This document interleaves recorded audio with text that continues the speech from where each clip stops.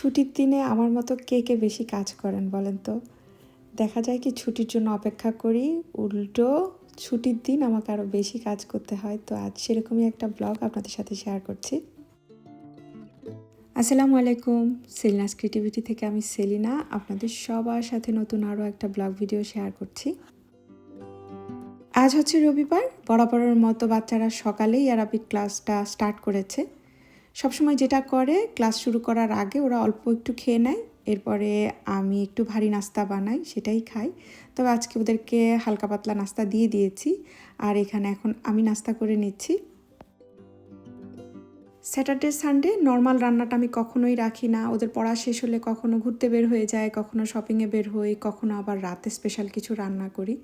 তো আজকে সেরকম কোনো প্ল্যানই নাই। আজকে বাইরেও যাব না, আমার হাজব্যান্ড হচ্ছে বাহিরে পরিষ্কার করবে, আর আমি দেশীয় খাবার দাবার এগুলো রান্না করব। তো রান্না শুরু করার আগে বাচ্চাদেরকে একটু ফ্রুট চাট করে দিচ্ছি। ওরা এমনিতেই সবাই হাতে হাতে নিয়ে যে ফ্রুট খাওয়া সেটা খায় না, তবে নাফিসা খায়। আয়াত আর জাফিরাকে হচ্ছে কেটে বা এরকম কিছু করে দিলে ওরা খায়। মিষ্টি কিছু ফল কেটে নিয়েছি, আর এখানে স্ট্রবেরি যে ইয়োগার্ট আছে সেটা মিলিয়ে দিচ্ছি। এটা কতজন ট্রাই করেছেন আমি জানি না, এটা কিন্তু খুব ভালো লাগে, মানে বড়রাও আমরা খেতে পছন্দ করি। আয়াত ওর বোনদের মতো আমাকে অতটা খাওয়া নিয়ে জ্বালায় না, তবে নিজের হাতে যে খাওয়া সেটাও এখনও খায় না। এই যে একটু ট্রাই করেছে, এরপর আবার সে একটা মিল নিয়ে বসেছে, মানে তার ভালো লাগছে না এরকম। তবে আমি যদি হাতে জোর করে খাইয়ে দিই সেটা খাবে।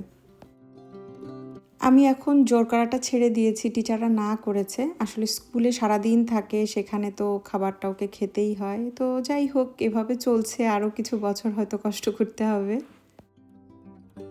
আজকে একদম দেশীয় মাছ তরকারি এগুলো রান্না করছি। এখানে শিমের বিচি দিয়ে বড় মাছ রান্না করছি, আর বড় মাছের মাথা দিয়ে মুড়ি ঘন্ট করছি।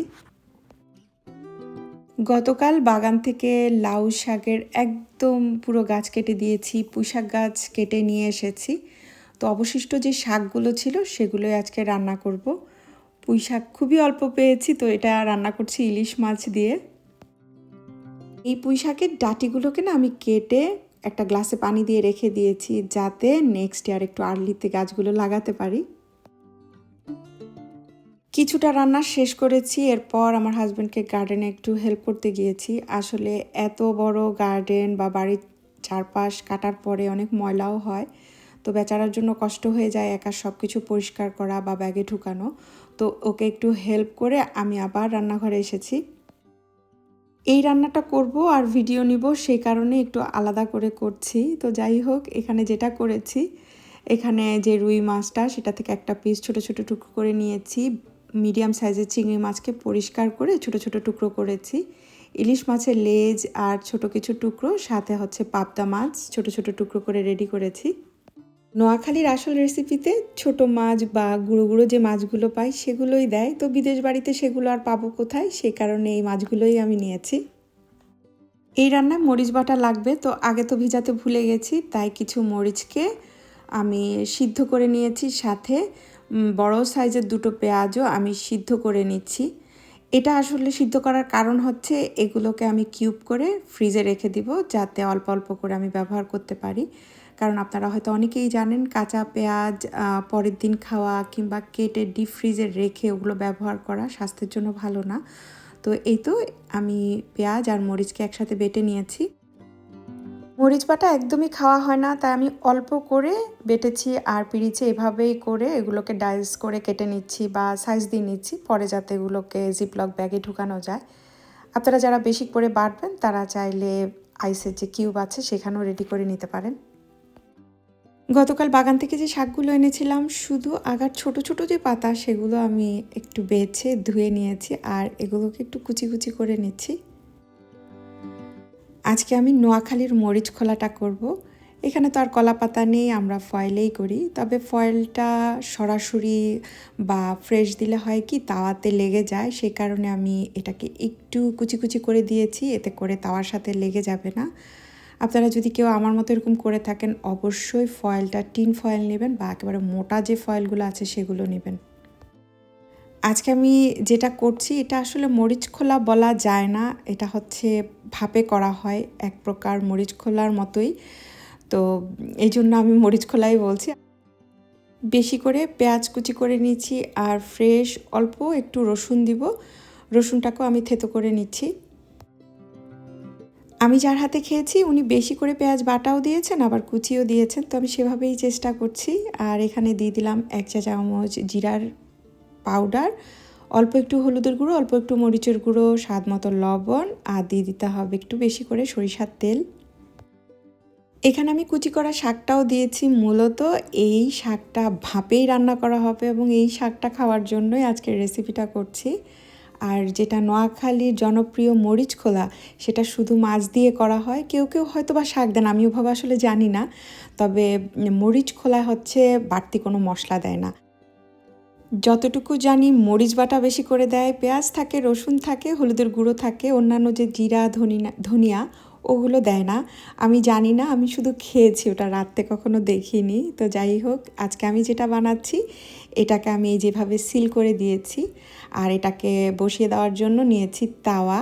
তবে সাধারণত এই রান্নাগুলো না কয়লার যে আগুন আছে সেই আগুনের ভেতরে কলা পাতার পুটলি বানিয়ে দিয়ে দেওয়া হয়। আমাকে যে ভাবি এই রেসিপিটা খাইয়েছিলেন উনি হচ্ছেন তন্দুরির ছোট্ট যেই প্যান গ্রিলগুলো আছে সেখানে করে খাইয়েছিলেন। এত সুন্দর কয়লার স্মেল হয়েছে, তো আমার আজকে ওটাই খেতে ইচ্ছে করেছে। তো আমি তো আর অত কিছু পাবো না, সেই কারণে এভাবেই করছি। ডিম আছে 20 মিনিটের মতো রেখেছিলাম, 20 মিনিট পরে এটাকে এখন উল্টে দিব। এটার নিচে কতটা তেল জমেছে দেখেন, এই কারণেই আমি ফয়েলটাকে একটু আঁকাবাঁকা করে দিয়েছি। ফয়েলটা যদি সোজা থাকতো তাহলে ফয়েলটা না ওই তাওয়ার সাথে লেগে যেত। তো যাই হোক, এখন উল্টে এটাকে আবার 15 মিনিটের মতো রেখেছি।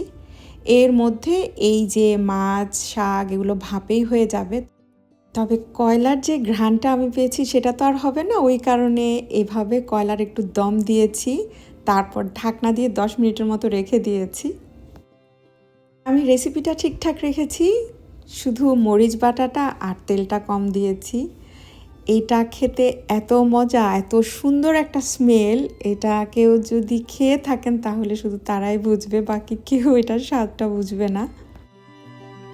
বাসার সবাই অন্যান্য তরকারি দিয়ে ভাত খেয়েছে, আমি শুধু শাকটা দিয়ে খেয়ে উঠেছি।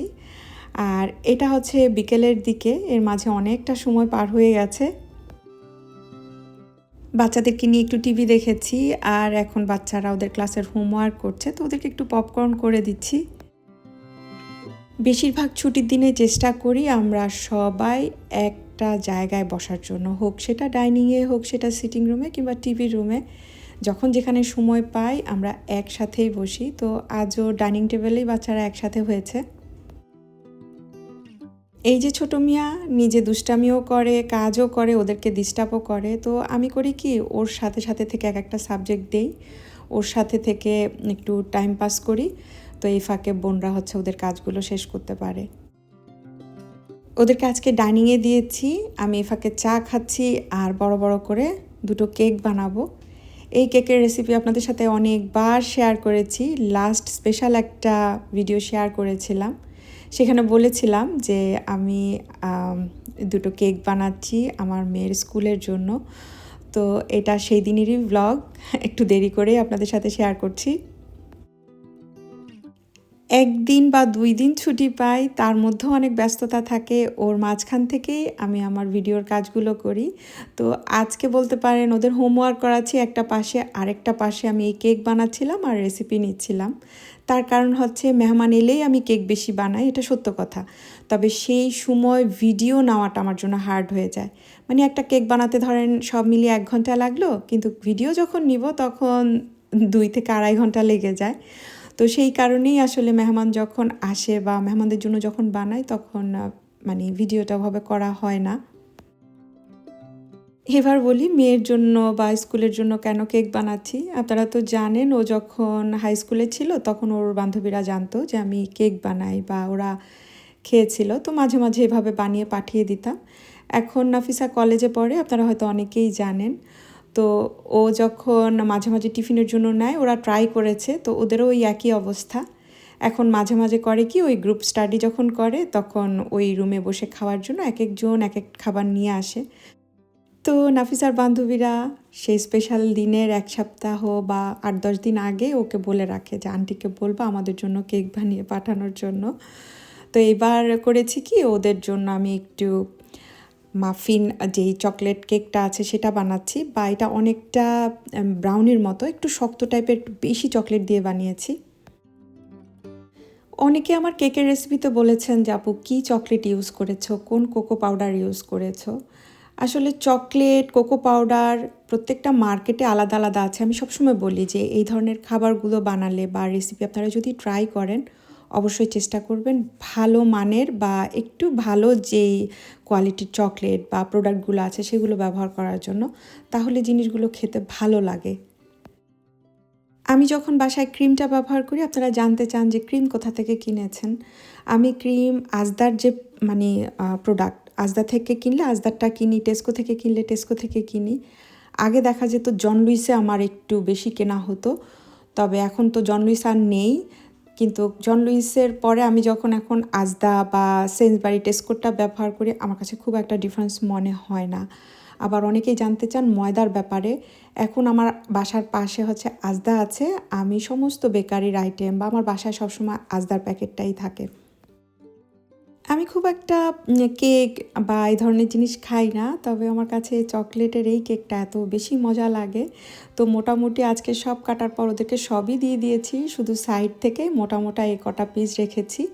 এগুলো ছোট ছোট করে কেটে রেখে দিব, আয়াত খাবে, আমিও চায়ের সাথে খেতে পারবো। বাকি যা হয়েছে সবগুলো আমি বাচ্চাদের জন্য দিয়ে দিচ্ছি।